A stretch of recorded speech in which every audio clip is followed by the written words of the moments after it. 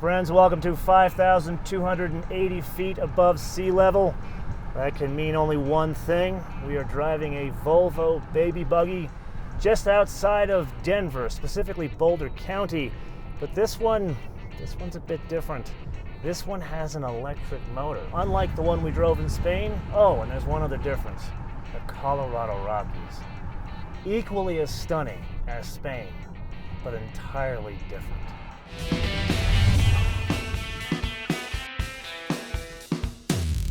So I feel with something like 15 or more Geely-era Volvo episodes in our back catalog now, you can recite this with me, so let's do it together. 2-liter, inline, 4-cylinder, direct injected, gasoline, turbocharged, and supercharged. This is good for, in T8 version, 313 horsepower and 295 pounds of torque. Now this is the T8, so what's different here is there's an electric motor driving the rear wheels. That's an additional 87 horsepower. Total system horsepower between the two, and there's actually a generator motor up here as well. That is 400, but total system torque 472. Now, something interesting I want to point out, an early fun fact in the episode. I was talking with Lex, the CEO of Volvo Cars in America, and Volvo America. The guy's got like 8 titles. He was telling me with the 4-cylinder strategy here, it's not just the engine that's common in the 60s and the 90s, and probably the coming 40s, although there's going to be a 3-cylinder in that. It's the engines, the engine bay, and even the firewall that's common between the 90 and now the 60 series cars.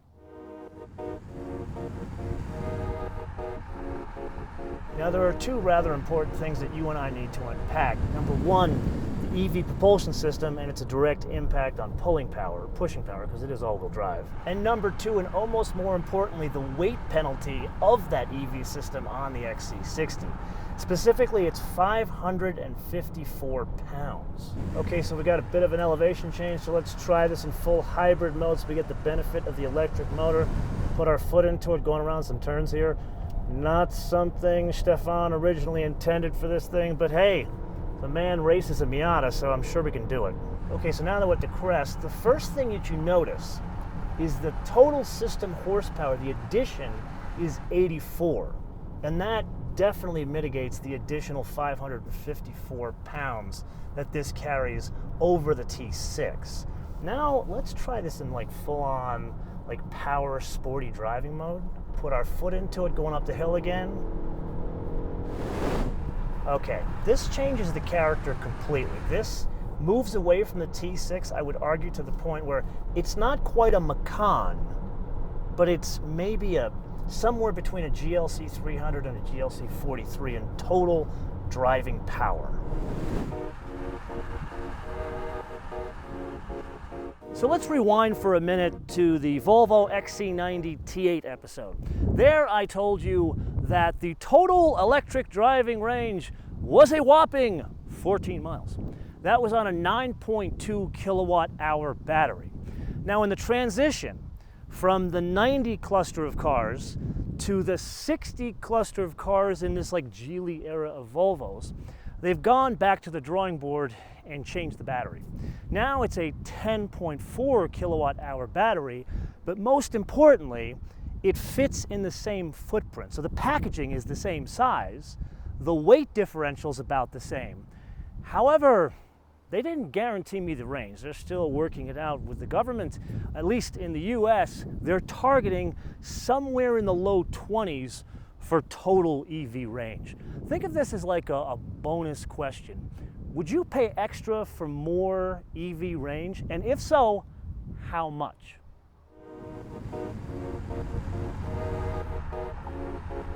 So driving dynamics.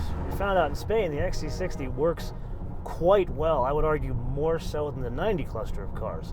However, now we got to go back to that weight penalty of the extra 554 pounds. And can I just say, stunning scenery. Okay, back to driving dynamics. We're in the worst possible scenario. We're going downhill in a baby buggy, going around some sharp turns with extra weight of an added propulsion system. Put our foot into it. It's composed. You definitely feel the extra weight back there. What you feel in the back is squat in the outer rear corner. That's the main difference between the XC60 T6 and the T8. So in Spain, you and I talk business cases. Why not do it in Colorado? But this time, let's talk this segment, not so much Volvo. This, which is the luxury, smaller, baby buggy crossover kind of thing, was 408,000 units last year. I'm rounding up. That was not inconsequential at 5% of total vehicle sales.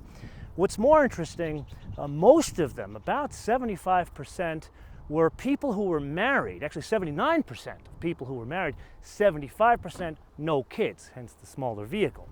But then more interesting to you and I, 40% were people that were already in that specific brand, meaning 60% were conquest.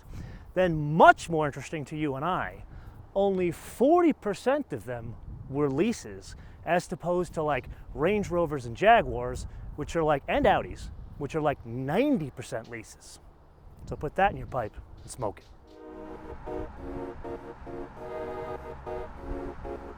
Okay, now as we work our way through some traffic just outside of the thriving metropolis of Nederland, Colorado. I believe that's how you pronounce it. If I'm wrong, my apologies. Some notes. So remember in the XC90 T8 episode, went on about some of the details, and you know me, I love my details. The Orifiers Crystal Shifter. Well, this is a T8 Orifiers Crystal Shifter. Look at these three SUVs here. They're white just like this one, but they don't have a crystal shifter. And then there's some other trim piece changes, like for example, the wood, and then this one, it stands out with this, I don't want to say camel, it's not saddle, it's almost like a chocolate brown. Remember Dave's Bentley? It's almost the color of the dashboard of Dave's Bentley. Nice to have in a Volvo baby buggy. Now there's still a couple of bits you and I need to cover. Number one, all of the changes that we've seen from XC90 T8 to XC60 T8, those like battery changes, some of the updates, that is across the line of all 90 cluster and 60 cluster vehicles. So it's not just the XC60 that gets the bigger battery. And then second, and I think this is interesting, the Volvo folks, I cornered them at dinner last night. I'm like, you know, this is a lot more money than the XC60 T6 we drove in Spain. How many do you think you're really going to sell? And they didn't forecast, they shared a real number with me. Pre-orders that are coming in from dealers of the T8 version, they predicted at 7%. They're coming in at 15%. And this is the most expensive model, somewhere between 53 and 57 before, this is US, before tax incentives. So it's interesting to see that this is closer to a 911 than say a GLC or like an Audi Q5 in the mix of the different tiers that they sell. Like in a 911, I've told you this in other episodes, the Turbo S accounts for a full 20% of US sales. So this is kind of the same customer if you think about it from that way. Now let's put that aside for a minute. I told you in the T6 episode from Spain, this works better with all the new Volvo hardware in this size than in a 90. It's not an AMG, it's not an Audi, it's not a Mercedes, but it's more driving dynamics focused than the 90 cluster of cars. Now that we've added the extra 554 pounds, I would argue it works just as well, but keep in mind there is two different propulsion systems, and the smaller vehicle size, I think, masks the additional propulsion system as well as weight better than in the 90. Now with that, I need to turn this around to you guys. And this is a question of what you would choose, but I'm going to be very specific about the parameters. Would you choose a T8 version of the XC60, a Mercedes-Benz GLC 43, not the 300, or a basic Macan? Those are all about the same price. Not only which one would you choose, but why you would choose it. Let me know in the comments below or via our social media, MotoManTV on Word, MotoManTV on Word, Facebook, Twitter, and Instagram. And with that, I want to leave you with two things. Number one, please unsubscribe and then resubscribe, click notifications. This is how much YouTube has screwed up the platform, and believe me, I hate telling you this, but literally they have done this to YouTubers big, small, and no matter the genre. And number two, I want to leave you with a fun fact. So right behind me, I'm about 60 or 80 miles outside of Denver, but I was talking with the gentleman that runs this place. It's a fantastic little lake here with a golf course. This technically is still Jefferson County, even this far out.